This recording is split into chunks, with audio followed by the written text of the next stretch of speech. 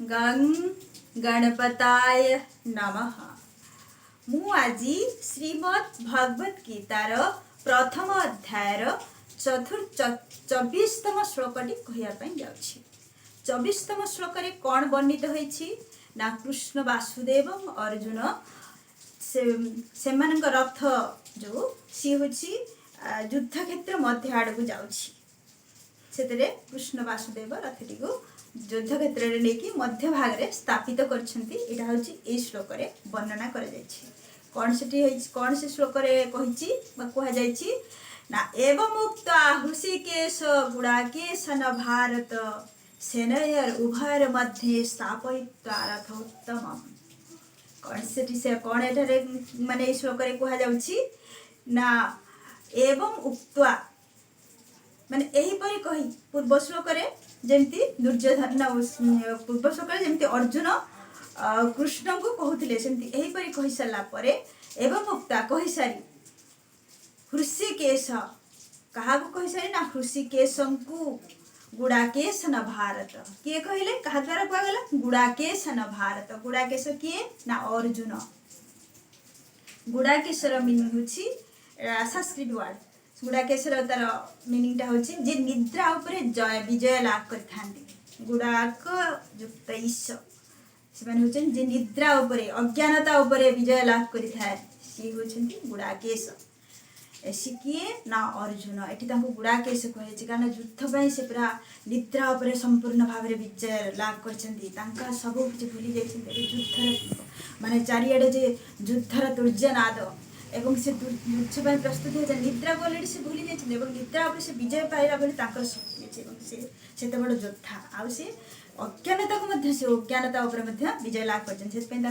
गुडाकेश बोली संबोधन करा जाइछि। गुडाकेश आ भारत भारत माने भरत वंशज तांको होचंती अर्जुन होचंती भरत वंशज तांको भारत बोली संबोधन करा जाइछि। एवं मुक्ता हृषिकेश हृषिकेश को एहीपरि कही किए गुडाकेश एहीपरि कहगला क्या ना गुडाकेश न भारत। गुडाकेश द्वारा अर्जुन द्वारा एहीपरि कहगला अर्जुन एहीपरि कहले जे मते से मध्य भाग नहीं चल मुझे देखी से जो पूर्व श्लोक वर्णित करापर कौन है ना सेनयोर उभयर मध्य स्थापयित्वा रथोत्तमम्। तापर कौन जो कृष्ण वासुदेव कौन से करछंती सेनयोर उभयर मध्य उभय सेनांक मध्य स्थापयित्वा रथ उत्तम। रथ उत्तम कहे तांकर रथ सेठी थिला विराट जाजुल्यमान रथ। अग्निदेव से रथ देथिले एवं से रथर महात्म्य बहुत बेसी। से रथर कृष्ण वासुदेव बसिथिले अर्जुनक रथ थिला। से जो रथ को से माने कोन कहउछंती ना सेनयोर उभयर मध्य स्थापयित्वा माने ताको स्थापना कले किए नै कि स्थापना कले ना होची कृष्ण वासुदेव। कृष्ण वासुदेव रथटी को नहीं गले नहीं जाइकी दुई सेना मध्य ताकू स्थापना करछंती।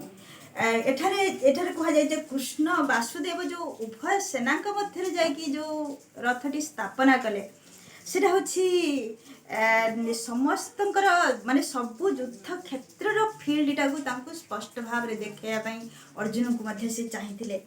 कारण सेठी समस्ते किए किए अच्छी सब निजर लोक मैंने अच्छा निजर आचार्य निजर माने जे भीष्म पितामह से समस्ते से सब युद्ध क्षेत्र में प्रथम भाग में सब ठिया जो मध्य भाग में जन ठिया से प्रमुख जो सब प्रमुख योद्धा थे से भल भाव आगे देखिपारे पूरा युद्ध क्षेत्र दृश्य देखिपारे। एक कथाटी संजय एठारे कहा धृतराष्ट्र पाखे सब विषय वर्णना कर what is the activities of the battlefield spoken by Sanjay to Dhritarashtra. Dhritarashtra को सी सब प्राय सब विषय अभिज्ञ कहते कारण धृतराष्ट्र जानापी चाहते प्रथम श्लोक पचार कौन कौन हो विषय से गोटे पर गोटे गोटे पर गोटे समस्त श्लोक से आंसर दे चलती।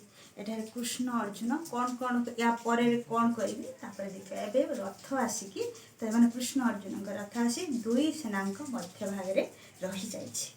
तेणु आज आशा करी श्लोकटी निश्चय समस्ते बुझीपार।